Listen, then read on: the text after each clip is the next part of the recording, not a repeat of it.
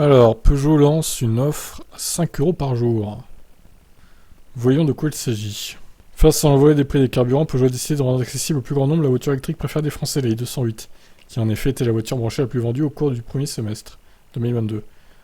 L'offre de location longue durée de 150 € par mois seulement, ce qui donne 5 € par jour. Un prix que Dacia met en avant pour la 100 € Stepway. Voilà qui est intéressant. Car avec la i208, selon le simulateur du coût de la recharge, le plein coûte en moyenne 8 €, avec une batterie à 100%.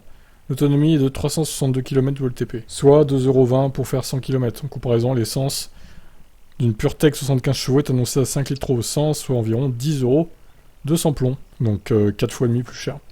Autre bon point de l'offre, elle concerne certes la finition de base avec la motorisation électrique, l'active, mais l'équipement n'est pas basique pour autant.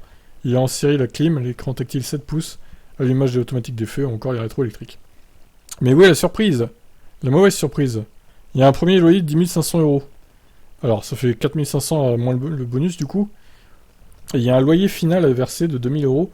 Il y a aussi la prise en compte de la prime à la casse d'un montant de 2 500 €.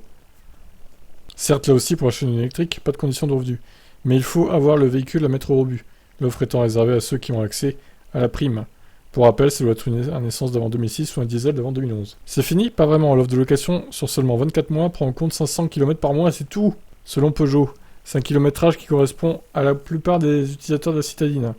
Ça donne 6000 km par an. C'est quand même un peu limite pour une citadine polyvalente.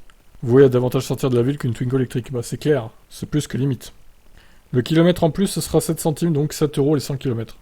L'offre sera finalement très intéressante si vous êtes un ménage modeste pour la prime à la casse. Dans ce cas, elle est de 5 000 €. Il n'y a donc pas d'apport, et même un cadeau de 500 €.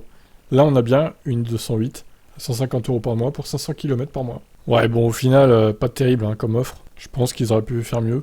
Et on est encore loin de l'offre à 100 € par mois, sans aucun apport que promet Macron en 2023. C'est sûr que ce sera pas pour la i208.